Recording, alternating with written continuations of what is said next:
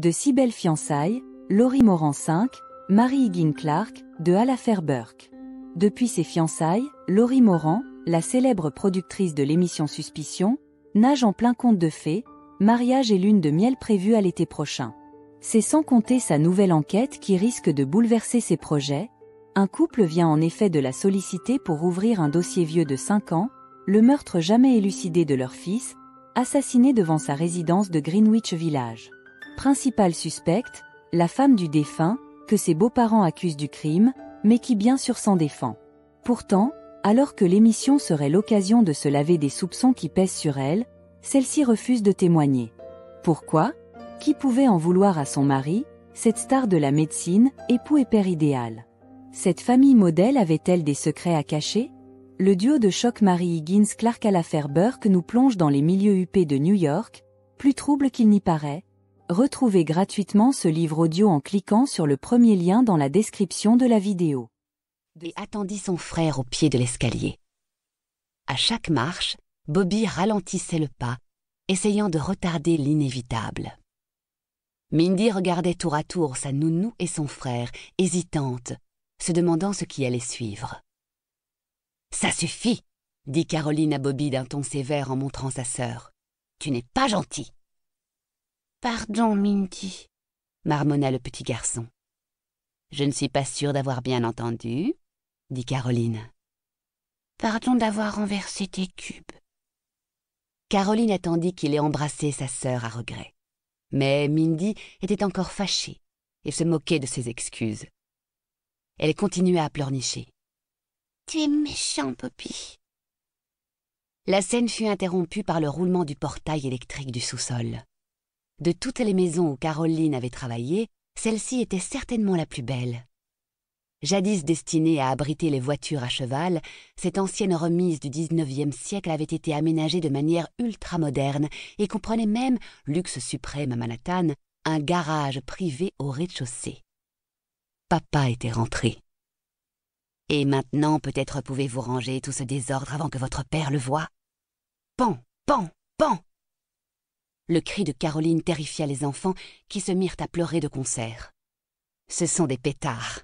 dit-elle calmement, bien que son cœur tambourinât dans sa poitrine, car elle avait deviné que sa première intuition était la bonne. « Montez dans votre chambre, je vais voir d'où vient ce vacarme. » Elle attendit qu'ils aient atteint le milieu de l'escalier pour courir vers la porte d'entrée, dévaler les marches du perron et se précipiter dans l'allée. Le plafonnier de la BMW du docteur Bell était allumé, la portière côté conducteur à moitié ouverte. Le médecin était affalé sur son volant. Elle s'avança et vit le sang, assez pour se rendre compte que le docteur Bell n'était plus en vie. Terrifiée, elle s'élança dans la maison, composa le 911, indiqua précipitamment l'adresse des Bell à l'opérateur. C'est seulement en raccrochant qu'elle pensa à Kendra, en haut, plongée dans son habituel état d'hébétude. Mon Dieu, qui va prévenir les enfants? Chapitre 1. 5 ans plus tard, Caroline travaillait toujours dans la même maison, mais presque tout avait changé. Mindy et Bobby n'étaient plus ses petits poussins, ils n'étaient plus en maternelle. Ils pleuraient très rarement, même quand on prononçait le nom de leur père. Et Madame Bell, Kendra, comme l'appelait Caroline désormais, était devenue une femme complètement différente. Elle ne passait plus ses journées à dormir. C'était une mère attentive et elle travaillait. Raison pour laquelle elle faisait appel à Caroline pour aller chercher les enfants 2 fois par semaine chez leurs grands-parents, dans leur appartement de l'Upper East Side. Une obligation qui ne réjouissait personne. Comparé à ses parents, le docteur Bell avait été une crème.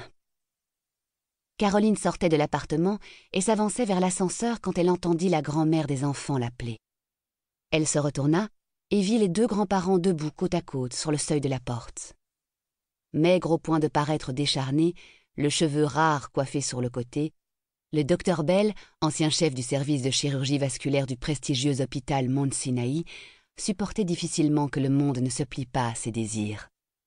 9 ans après avoir pris sa retraite, il avait toujours la mine renfrognée qu'il arborait jadis à l'hôpital.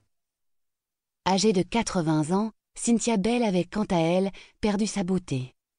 De trop longues heures passées au soleil l'avaient gratifiée d'une peau sèche et ridée. Ses lèvres tombantes lui donnaient en permanence l'air boudeur. « Oui ?» demanda Caroline. « Kendra a-t-elle seulement essayé d'intéresser cette productrice de télévision au cas de Martin ?» s'enquit le docteur Bell. Caroline sourit poliment.